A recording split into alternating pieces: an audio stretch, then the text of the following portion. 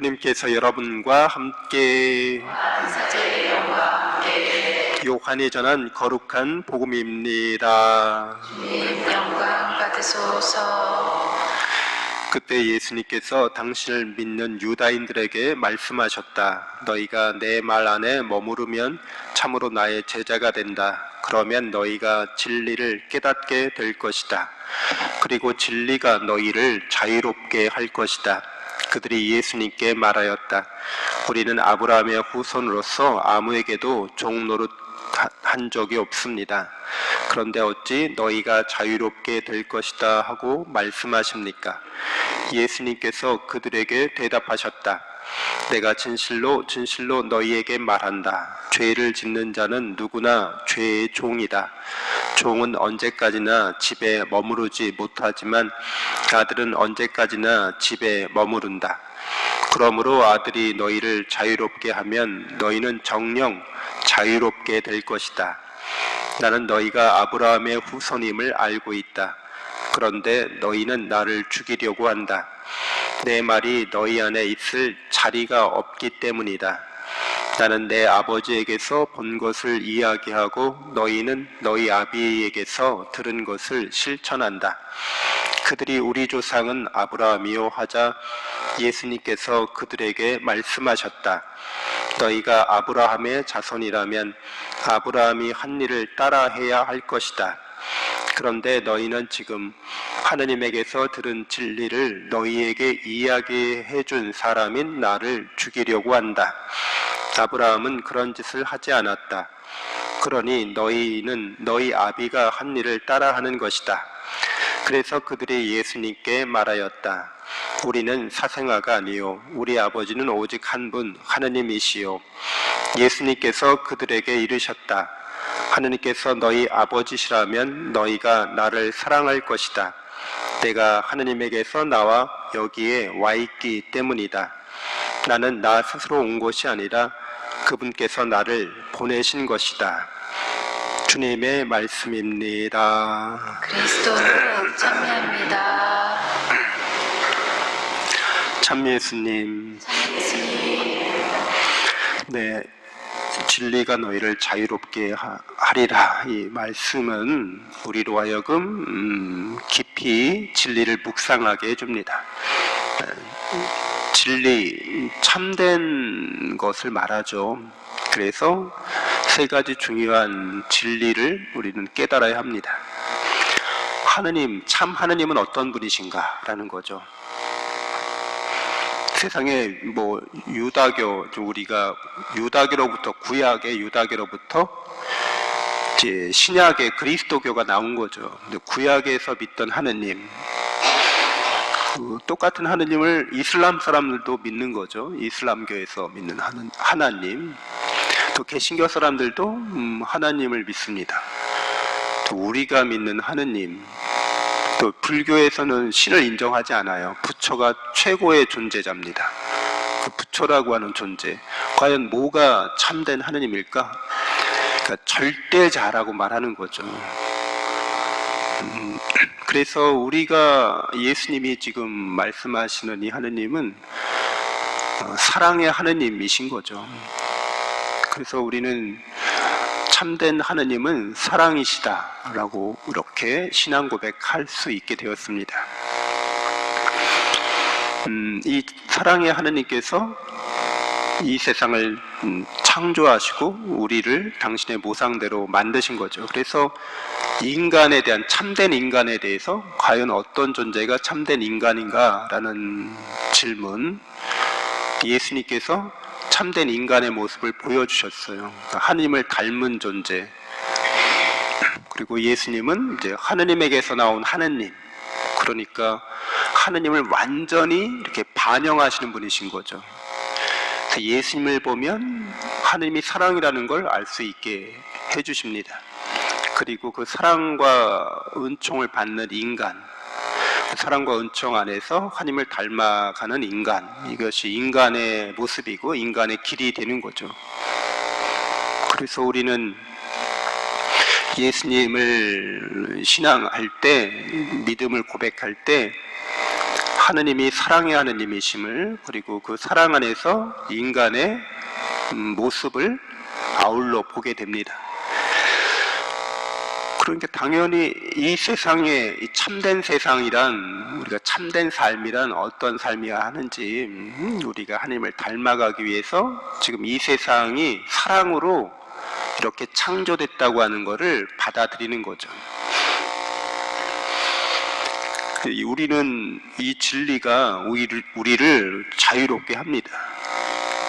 그러니까 죄를 짓는 자는 죄의 노예가 된다고 예수님 말씀하시잖아요. 진리를 깨닫지 못하면, 그러니까 하느님의 사랑을 깨닫지 못하면, 하느님의 사랑을 받고 있다는 걸 깨닫지 못하면, 그 사랑 안에서 사는 게 그냥 인간의 삶이라는 걸 깨닫지 못하면, 이 세상이 사랑을 배우고 연습하기 위한 그런 훈련 장소라는 거를, 학교라는 걸 깨닫지 못하면 우리는 자유로울 수 없다는 거예요. 그래서 하느님이 아닌 엉뚱한 거를 하느님처럼 여기면서 살아가요. 사랑이 아닌 거를 잘못된 사랑, 그릇된 사랑, 어리석은 사랑, 무자비하거나 불의하거나 악한 것을 절대자로서 사랑하면서 이렇게 살아가는 모습들을, 사람들을 많이 보게 되죠. 이 세상에서, 역사 안에서 무슨 뭐 영웅이나 위대한 사람들이라고 하는 존재들을 보면 그들이 행한 것들이 사랑으로 뭔가를 행한 것들은 아니에요. 그냥 돈이나 권력이나 명예를 최고의 절대자로 여기고 추종하는 삶을 살아간 사람들이 굉장히 많이 있습니다. 하느님이 아닌 거를 절대자로 추구하면서 살아가는 사람들의 모습이 위대해 보인다는 거죠. 그러나 그 사람들은 명예의 노예, 권력의 노예, 돈의 노예였을 뿐이지 그것들의 주인이 아니었어요. 그냥 그렇게 노예로 살다가 죽은 건데, 야, 노예치고는 참 뛰어난 노예였다, 이 정도인 거죠. 우리는 노예라는 존재는 자기가 원하는 대로 사는 사람이 아니라 그 주인이 원하는 대로 사는 삶을 말해요. 그러니까 돈이 원하는 대로, 권력이 원하는 대로, 명예가 원하는 대로 그냥 살아간 존재지 자기 삶을 살아간 존재가 아닙니다. 여러분들 그렇잖아요. 우리가 자유롭게 살아야지 남들의 요구사항에 언제나 따르면서 그렇게 살아가는 삶을, 인생을 낭비하고 싶지 않잖아요. 근데 영웅이나 위대한 사람들이라고 하는 존재들은 뭐 알렉산더 대왕 얼마나 세상 사람들이 영웅이라고 하잖아요. 개뿔 근데 무슨 영웅이에요? 다른 사람들이 나를 영웅으로 기억해 주길 바랬어요. 그 다른 사람들이 원하는 삶을 산 거예요. 그리고 알렉산더라는 그 사람의 모델이 있었어요. 아킬레우스라는 사람이에요. 신화 속에 나오는 아킬레스건 뭐 이런 걸로 유명한 사람이죠. 불사신이었어요. 근데 아킬레스건만 빼놓고, 근데 그 사람처럼, 그 영웅처럼 되고 싶다고 산 거예요. 근데 죽어서 이제 아킬레우스를 만나는 이야기가 나와요. 그리스 신화에 보면. 근데 아킬레우스도 영웅이었지만 이제 지옥 같은 데서 내려가 저승세계에서 시름시름 앓면서 내가 지옥의 저승의 왕이 됐지만 나는 똥밭에 굴러도 이승이 좋아, 이런 얘기를 하는 걸 듣게 됩니다. 그러니까 세상 사람들이 원하고 바라는 걸 아무리 추구한들 자유로울 수 없다는 거죠. 그래서 그리스도인들은 진정한 자유를 누리게 됩니다. 하느님은 우리를 사랑하시기 때문에 우리가 자유롭게 살길 원하시는 거예요. 경제적인 자유, 뭐 정치적인 자유, 여러 가지 표현의 자유, 우리가 그런 자유를 요구하잖아요. 그리고 세상 안에서 그런 거를 획득하기 위해서 끊임없이 노력하고 투쟁합니다. 근데 중요한 것은 하나님의 사랑을 깨닫게 되면 그 모든 자유가 우리에게 이미 주어졌다는 거예요. 영원한 생명이 이미 우리에게, 영원한 행복이 우리에게 주어졌다는 게 진리입니다. 이 세상을 살면서는 제한된 형태로서밖에 우리가 그걸 경험할 수 없는 거예요. 당연하겠죠. 하나님이 우리를 사랑하시는, 영원히 사랑하시는 하느님인데 우리에게 영원한 생명 안 주셨겠냐고요. 안 주실 거냐고요. 영원한 행복을 안 주시겠냐고요. 행복이라고 하는 것은 사랑이 충만함으로써 열매를 맺는 뒤따르는 결과일 뿐인 거예요. 그러니까 나라는 존재가 항상 내가 생각하는 것보다 훨씬 위대하다는 걸 알아야 돼요. 우리가 경험하는 것들이 일부분이고 제한된 경험을 하는 것일 뿐이에요. 우리는 이미 하나님 나라를 차지한 사람이고 미사 때 하나님을 받아 모시는 사람이에요. 그렇죠? 그러니까 자기가 누군지를 깨달은 사람, 자유롭게 되는 거죠. 그래서 이미 영원한 생명과 행복을 얻고 나서 우리가 더 하나님을 닮아가기 위해서 세상 사람들과 함께 이러저러한 일을 하고 있는 거예요. 우리가 하나님의 사랑과 은총을 늘 깨닫고 믿고 있지 않으면 그러면 이제 내가 누군지도 모르겠고 왜 사는지도 모르게 되는 거죠. 그래서 우리 그리스도인들은 늘 하나님의 사랑과 은총에 집중해야 합니다. 이 세상 사랑받고 있는 나에 집중해야 되지 내가 하느님이 아니라 사랑받고 있는 내가 아니라 은총 충만한 내가 아니라 하느님의 사랑을 배우고 익히고 실천하기 위한 이 세상에 집중하게 되면 말씀드렸다시피 이 세상은 제한돼 있어요. 조건적이에요. 그래서 자기 자신을 제한되고 조건 지어진 것만으로 이렇게 여기게 됩니다. 원래는 영원하고 무한한 사랑과 은총을 받는 나인데 그런 하나님의 사랑을 깨닫고 믿지 못하면 이렇게 제한되고 조건 지어진 나만 바라보기 때문에 여기서는 이제 문제가 안 풀리는 거죠. 나 왜 영원한 생명 얻는다고 그랬는데 왜 나 이렇게 나이 들고 병 들어가지? 아니 제한돼 있다니까요. 왜 제한시켰어요? 나이 들고 병 들어가면서 악조건이죠. 좋은 조건은 아니잖아요. 근데 그런 악조건 하에서 우리가 그걸 경험해 보는 거예요. 왜 우리의 진실성이 드러나려면 우리가 정말 성장하려면 좋은 조건에서는 훈련이 안 돼요, 여러분들. 그렇죠. 여러분, 훈련을 해서 우리가 이렇게 성장하려면 일부러 악조건을 만들어야 되는 거예요. 여러분, 운동할 때 일부러 악조건을 만들잖아요. 여러분, 일부러 막 무거운 거를 막 들잖아요. 힘든데. 일부러 왜 사서 막 고생하는 거예요? 그래야 몸이 건강하게 되니까, 몸이 근육이 성장하니까 일부러 근육을 파열시키는 거죠. 그러니까 쓸데없는 왜 그런 일을 합니까? 그렇게 악조건을 가해줘야 여러분들 인내롭고 자비로운 사람이 되려면 여러분 옆에 여러분을 신경 쓰이게 하는 사람이 있어야 된다고요. 여러분들을 괴롭히고 여러분들에게 성격 테스트하고 요래도 네가 참을래? 막 이러면서 나를 좀 화딱지나게 하네.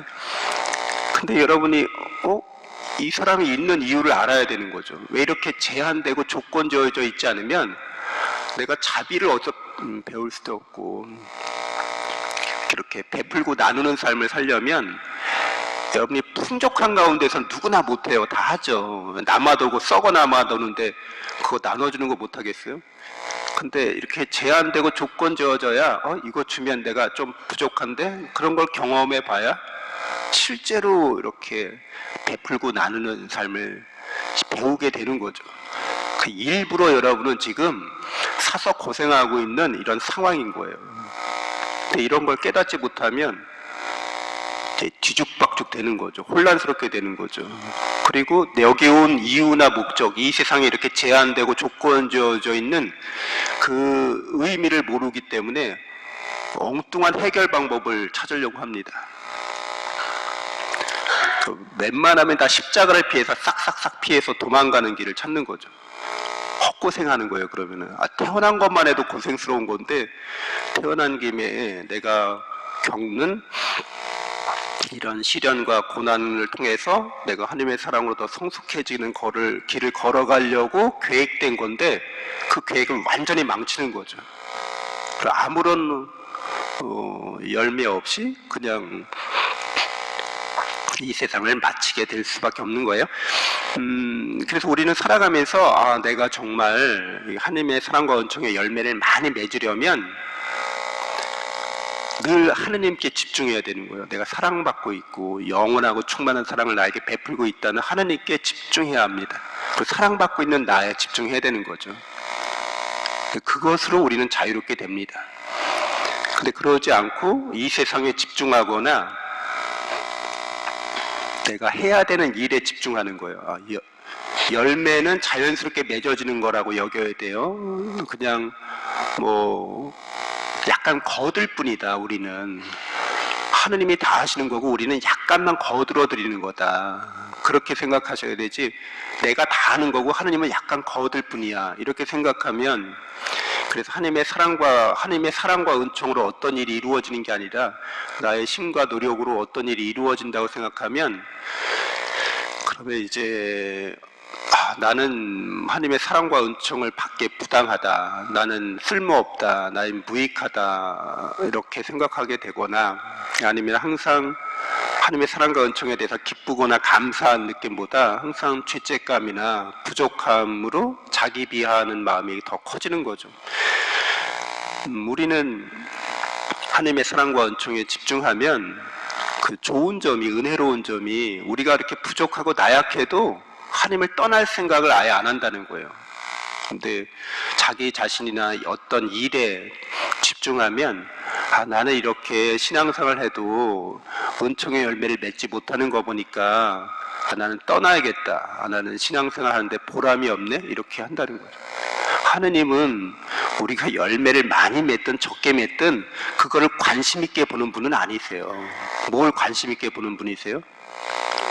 우리가 당신의 사랑 안에 늘 머물고 있는지를 되게 관심 있게 보시는 분이지 내가 너를 이만큼 사랑하니까 너 이만큼 열매 맺어야 돼? 이만큼 열매 맺지 못하면 혼낼 거야. 너 심판할 거야.